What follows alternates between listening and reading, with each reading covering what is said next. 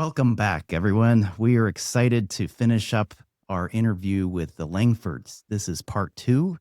If you're just jumping in, go back to the Tuesday episode of this week for part 1, where we introduced them. Amy and Greg Langford. Amy and Greg. Yeah, and great they interview. are talking to us about Eros energy and their experience as a married couple, just not quite figuring things out for a lot of years. And then, boom, clicking it and really just getting that vision of sexuality in marriage, the relationship, intimacy in marriage. And they've really hit on our 4 cornerstones of learning identity, intentionality, and insight, intimacy. So buckle up and join us as we launch right into part 2 of Marriage IQ with the Langfords. Welcome to Marriage IQ, the podcast for the intelligent spouse. I'm Dr. Heidi Hastings. And I'm Dr. Scott Hastings. We are 2 doctors, 2 researchers, 2 spouses, 2 lovers, and 2 incredibly different human beings coming together for one purpose: to transform the stinky parts of your marriage into scintillating ones, using intelligence mixed with a little fun. We've talked a little bit about safety and security being one of the things that may keep us from exploring Eros or developing more Eros or tapping into more Eros in our life. We've talked about, I guess we could say, distraction in a way, or life's duties that keep us from feeling that Eros, that excitement, that light, that shine that keeps us alive emotionally and relationally. What other roadblocks might there be? Have you seen anything else in couples or in yourselves? Well, pornography would be one that eventually came from earlier inability to explore Eros, right? But have you seen any others? I think one of the key points that we talk a lot about is that there is differences in sexual desires. And we try not to generalize them too much, but it does fall along the line male and female, right? And we like to call them spontaneous and responsive desires, right? So on spontaneous person is someone that just at the drop of the hat, I'm the spontaneous person. I told Amy 24/7, wake me up, I'm ready to go. We can be intimate anytime. He calls himself trisexual, meaning he will try anything. I love that club. So that's the spontaneous type of desire. And it's often found in males, not always, but it's often found in males. And the more responsive part of desire, females, it takes a different path to get you there. It blew my mind to find out that Amy had to get aroused first before she could figure out what her sexual desires even were. I'm like, what are you talking about? That's crazy. Like, I have a whole map in my head of 150 things we can do.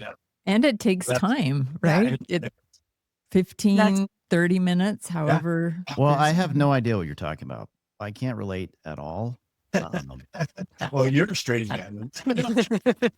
Beyond trying to find someone, beyond trying to find yourself and be whole, that's the second biggest roadblock we really come is the differences in sexual desire. And often women are looking at their male counterparts, expecting their sexual desire to appear in the same way. Mm-hmm. And males are looking at their wives, expecting their sexual desire to appear in the same way. And in that judgmental space, they're really just speaking from their own experience, or, not recognizing that the other is quite different. And for women, the physical and emotional part of sexual desire are separate. So a woman can be physically aroused, but not emotionally desire that. Yes, And you can thank Emily Nagoski. Yep. And it happens a lot. And so their husbands might be confused saying, I saw you aroused, because arousal for them is physically and emotionally connecting. And they don't understand, how could you not want that? Right. And so there's some common misunderstandings that really come up just in understanding male and female desire, or responsive and spontaneous. We did an episode on female sexual capacity, and that episode has risen to number 3. And Talked about the scientific underpinnings of that both males and females do have similar sex drives or libidos. And organs, actually, biologically. It's just expressed differently. And so when we talk about lower sexual desire, We are very careful about that because, as you are stating, it just shows up differently. And in the scientific research, we've always approached it from the perspective of a male. Yes. Yes. It's been It's male felt like centric. 2010. Yeah. The idea of Because- libido, the idea of sex drive, it's Mhm. always done through what are you thinking of spontaneously? And that they're defining it wrong. And so we're trying to reword that because that sexual desire actually a lot of times is very equal. It's Yes. just you don't know how to find it unless you really work on it. And for a woman to hear that this is a possibility blows her mind. It was so wonderful. We just did a retreat not too long ago. And I think every single woman there, it was life changing to her to say, I'm not broken. There's Yeah. not something wrong with me. And we have really tried to eradicate the words high and low desire Yeah. because Thank you. it Thank puts you. like a stacked rank. One is more important than the other. And that's why we like Yes. We have higher and lower desires at different times of life over different things. Like there's a lot of variety. Yes, that in this. fluctuates up and down. Sexual desire over periodically in the moment. But overall, from a general life standpoint, You get the kids out of the house and right? Yeah. Either way, my spontaneous friends, if you just get the hell out of the way, and you focus on how the woman does this, it is very beneficial for both of us. And Yeah. that's what I learned. Like, oh my gosh, I've been doing it wrong. If I could just get out of the way and allow Amy to get into her desires from a responsive way, man, that's fun. I like it. yeah, I'm a big fan. changes a lot. We've also talked a lot with our clients about arousal because arousal in and of itself is very life-giving, life vibrant. And so often, though, the message in couples is that if there is any arousal, it has to be solved immediately. And so just allowing this energy, this experience to not be defined by having to be solved or having to lead to an orgasm, allowing there to be arousal, affection, sexual interaction, playfulness, and not have it be obligated to like, okay, now we have to do this. That there's freedom. Eros energy does live on the end of where we're at, like the edges, right? So freedom, not from morality, but freedom to express and to be in this energy and not have to be obligated towards a particular end. And I think a lot of the couples we coach are like, what? Yes. You Yeah. can just be in this arousal. And I'm like, yes, it can just be an energy that lights you up and that you are excited to be in and excited to share with this person. And sometimes we have them just practice being in arousal and not solving it for a week or different time periods. They get to choose that, obviously. And they discover like when you put sexual intimacy into the box of solving an arousal or that it's a need or that this such and such and such has to happen or it's defined by orgasm, you actually really limited the freedom and vibrancy of it. So I'm never going to become a doctor. If you ever decide to go back and be a doctoral again, I would love someone to study this. I think there is a correlation very much with the way that we were raised in the very beginning, especially males, that we learned about our sexuality. We learned it was dangerous. We had to control it. We had to do something about it. And our minds, we have learned that we have to fix this. It's something to solve. It's something to fix. And when we get into our adulthood and we try to share this with our spouse, it causes all kinds of problems because if we don't have this perfect 1, 2, 3 orgasm, climax orgasm, then we failed. And that's not what the sexual relationship really is about. It's about connection and being one with each other and enjoying each other. So I would love some medical research around early childhood development around the concepts of, especially males, what sexuality is. Well, social science would be where one aspect to look at it. Medical science might be another. But interestingly, my research looked at the women's perspective from that and the messages that she received about sexuality as no, no, no, it's bad. But then it's supposed to be amazing. I heard one person tell the story, yeah, we had sex 27 times on our honeymoon, which then for the person that related this to me, that devastated her when that was not their story. It took a long, long time for them to feel comfortable at all. And so the stories that circulate the messaging with underdeveloped minds of adolescence, we hear messages and the messages are incomplete. That then in turn impacts our sexual relationship as couples later. It can be pretty devastating. My research was on women with husbands with problematic pornography use. And so it really amplified the problematic parts to the relationship because they were taking these messages about sex and it created a lot of confusing messages all the way around. Having more clear understandings of how this works in our homes, talking with our kids about it from a more healthy way, just sets them up for more success, I believe. I've seen it multiple times from a female perspective. And I almost think because the cultural shows that male should has sexual prowess, and this is inherent in that. I almost feel like we haven't had that research done so much from a child development and what it looks like from a male perspective. I will say that there are definitely genetic proclivities, right, that are inborn in our DNA as males to procreate. And that you cannot dig out. You can't rewire. You can't environmentally coach or culture. By the way, Heidi, what you described was my exact experience. On the flip side, for women and females, what's missing is the freedom to develop their erotic mind. Yes. Good women don't experience sexual thoughts, that good women don't have sexual desires. Good women focus on being good wives and good mothers, but there isn't a lot of either modeling, discussion, shows, literature on how to balance being a good wife and mom or a career woman and being a sexual erotic woman.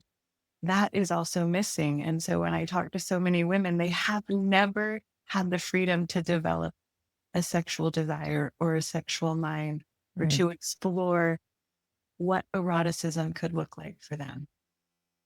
And so men may be juggling how to integrate it in that way, but women are also juggling their own struggle towards integrating that in a way that feels authentic and also can create the beauty that it's intended to create. Right. And period, if we could just be more open and honest, let's talk about it. There could be more podcasts like this, not so taboo, whether we're coming from a male perspective and we're doing it a certain way or we're coming from a female perspective, but we don't, that's the problem.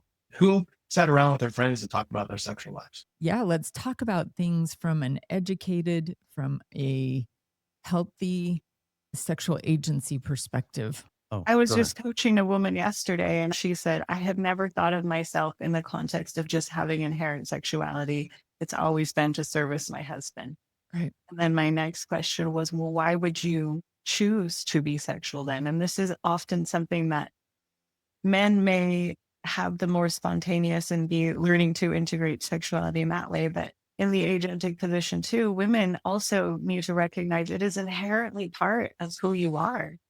And how and why do you want to use this? This big in comparison to spirituality, compared to relational, a lot of different relationships. Like we minimize it. To me, it's this important, right? It's like it's stunted. The growth is stunted because we have not learned that that is a good thing. Possibility, right? Or even how to give and receive in it. Or that it is even goodness. In fact, not even being good, it's then like suppress it, move away from it. Don't ever like see it. Or again, I'm not encouraging watching something, but just that it's like, oh no, if you come in contact with that, you're now on the slippery slope and you're doomed. So how do we fix this?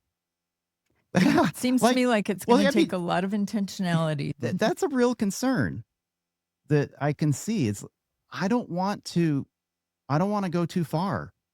I don't want to jump off the ledge and do something totally deep end here. How do I go to the deep end without breaking my neck?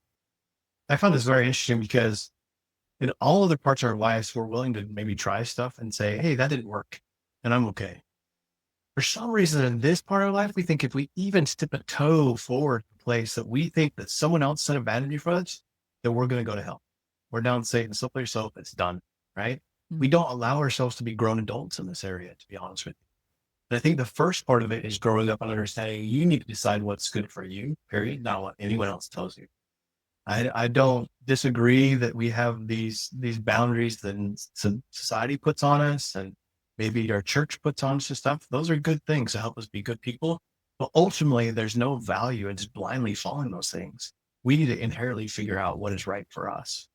And so, you make a great point. Like, we have this thing of like, I can't even go to the edge because I'll fall straight off and die. Right. But it's the only place in life we talk about this. We really have this agency to go figure out what's right for us, what's wrong with us. If it doesn't work, we can back off and say no. But we don't do that in this case for some. I like that. I like that. What do you think about perhaps thinking intentionally? Because we talk about intentionality here. So sitting down with ourselves and saying, hey, self, I am a sexual being too. And some people can't even get that far. So it just takes some Yeah. processing there. Yeah, you're okay. That's a good point. But just maybe just sitting down with myself and saying, hey, okay, I'm a sexual being. I'm a male. I am a intellectual being. I'm a physician. I'm a scientist. I am a spiritual being. I am all these other things. But now, what does being a sexual being look like? And what does And that sexuality desire, and how does it desire to be expressed or developed? yeah, What does that look like? In the same way that you approach that for your health, your intellect, your spirituality, maybe your finances, your parenting. Having balance in all of those, right? Yeah. Yeah. We did this exercise at retreats where we have a piece of paper. We have people sit down and say, we want you to listen to your sexual self and write down what your desires are. And you wouldn't believe how many, and it's mostly our women folk, but it's some male folk too. They will just sit there and look at the piece of paper. Not know. We have a wonderful story of an individual. The first time they came to retreat, all they had on their paper was tears, stains. Like, I don't know. Yeah. But it was asking that question that was so important. Now, this person is now a coach, an intimacy coach. Mm. That's how they've taken this and they've said, I'm going to figure out what it means to be a sexual being. I'm going to figure out what my sexual desires are. And it's very odd to find people that can't even think in that realm. And it's even being intentional to ask that question and you say, and get those answers. so this is a little controversial, what I'm going to say, but I think it's true. I think generally speaking, again, I'm not trying to stereotype. We never try to stereotype on this program, but we talked about males, their genetic makeup, and I think females' genetic makeup. We talk about them being more responsive. So let's think this all the way down the road. A responsive person may not be able to come up with a design on their own, let's say a logo, but they'll have a bunch of other people make logos and they'll say, I like that one. I like this one. This looks great.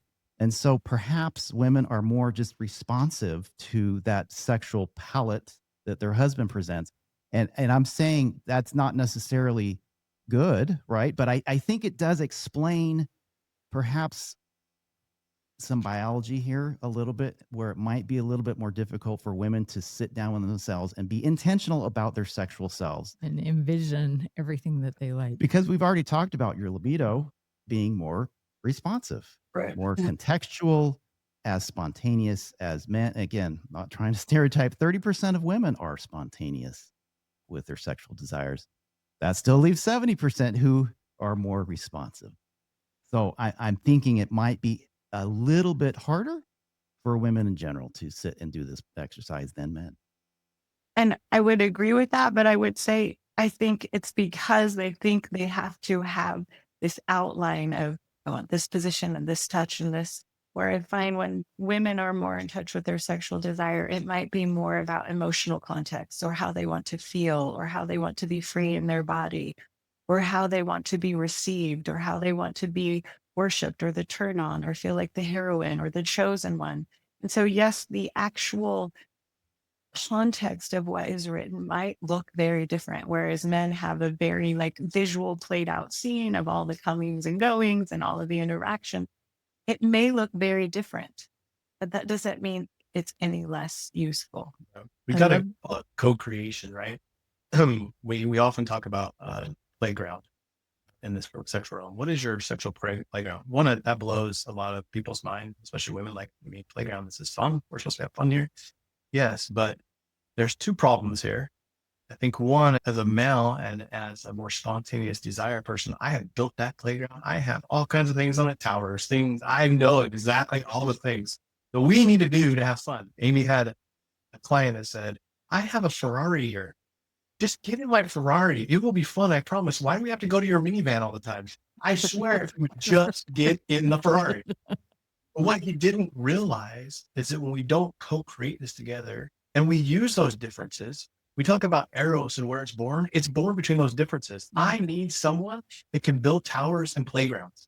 I also need someone to understand how to use those and how to integrate those.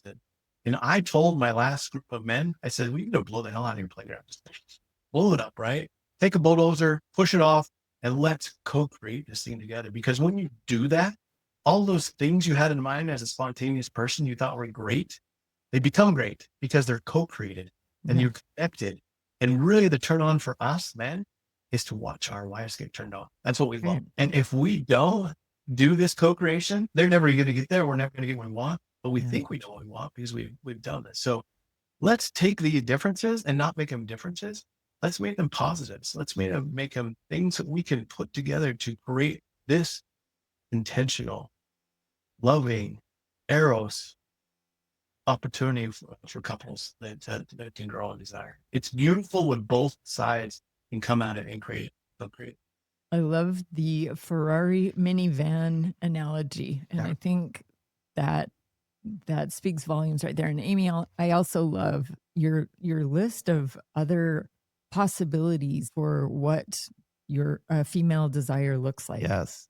Very good. The way, or just her creation, her tapping into ideas of what makes her sexual being what it is. And that's beautiful. That's wonderful. Some of the things you said are different than what I would have thought of. So that even opens my mind up to new ways of thinking about that. I love it. This has really been fantastic. And we would love to have you share any final thoughts that you have on this. To me, I think just so everyone out there understands, this is no part of life, right? We don't get it right a lot of the time. We struggled, and we're not the only couple. We're just the ones got on this journey. We happen to have the microphones. Find people like this all over the place. And so you're not alone. If you think you're broken and there's something wrong with you, you're not. Now, the society you're in and the circumstances you have may be bad and they may be broken. But as a human being, you're not broken. And that we love to be able to help everyone understand that we're not alone. And that's my biggest takeaway, is that this is life and this is how couples work. And there's ways to get better. And that every marriage gets to learn how to develop through this. Nothing is wrong with your marriage, again, or with you. Yes, there are misunderstandings that are limited. There are patterns that are not functional. There are ways that you have created these meanings that are actually not supporting desire. And those are the things that you address. But actually, you as a human being have the capacity for desire, for Eros, and to create a thriving sexual intimacy. But it does require addressing framings of your own sexuality, your own identity, maybe some of the patterns that you've set up. Those are the things that are not working. And marriage is the greatest exposure. It's going to expose your worst parts. That's how it's designed. And when we think that we're going to go into marriage and have this happily ever after and run in the sunset, it's just the opposite. And we can deal with it in two ways. We can ignore it and we can not process through it. And we can do all kinds of crazy stuff to try to avoid it. For the end, if we can realize that exposing something in us that we can work on, then man, you can really change. It is possible. We had messed it up a lot. And there's nothing special about us. Glad you learned it now, because there were people who lived their entire lives without getting it. Yeah, this sounds like adult development, which is part of my graduate school focus. And you may be thinking that you're at that cliff ready to fall off. But if you'll just take a few more steps, a beautiful vista can open up as you grow. We like to think of marriage as a growth machine. It was that wall. We kept beating our heads against that wall over and over and over again. We would just step through the wall with it. Like you said, that beautifulness is beyond that. It's an invitation into growth. It does not mean you're broken. Right. And even at our level, we were talking about this morning, we can't think we know it all. The moment we think we know it all, we're lost. Yep. Right. we have to keep growing and thinking, okay, there's more to learn. There's more to do. There's more to learn. I have to keep going. And I put myself in that camp of people who don't have it all figured out. I don't, but I want to learn. Yeah. And I We think mess that it up just as much. Once we talk about it, we tell everyone we mess up the same amount. We just have some tools now to help fix it faster. Great. That's what we also say, that a scintillating marriage is not a perfect one. It's one with lots of ups and downs, but that we do know how to repair and keep moving forward and intentionally put things in, like the understanding of Eros. So thank you so much for sharing with us today. Can you tell us, if people want to know more about what you do, where they can find you? absolutely. We are on Langford, lifecoaching.com. Langford is L-A-N-G as in girl, S-O-R-D. Some people like to make it a K. It's actually G. Okay. Lifecoaching.com. You can find actually our Undressing Intimacy podcast on there. It's also on Spotify and Apple, all the Apple podcasts. or Yeah. on YouTube if you want to watch the video. On our website, you can find a free consult button. We're always happy to meet with you. You can find articles and information and our favorite books. And you can always also email us at amy@langfordlifecoaching.com. We love to have conversations and to be in this dialogue of how to create intimate marriages. Wonderful. Well, thank you. Wonderful. Well, folks, that wraps up this episode of Marriage IQ. Thanks for being with us. And remember, the intelligent spouse knows that to change from a stinky to a scintillating marriage first requires a change in themselves. We hope that today's episode with the Langfords has sparked some really great insights for you. We hope that you'll stay connected with us and keep that going through visiting our website, marriageiq.com, looking us up on Instagram, Facebook, and YouTube for more great content on this topic. Head on over to marriageiq.com to grab your free ebook on building a scintillating marriage and subscribe to our newsletter for exclusive tips, updates, and resources. We hope you'll also invite your family and friends to join the Marriage IQ community. Keep exploring, and we'll catch you next time on another exciting episode of Marriage IQ.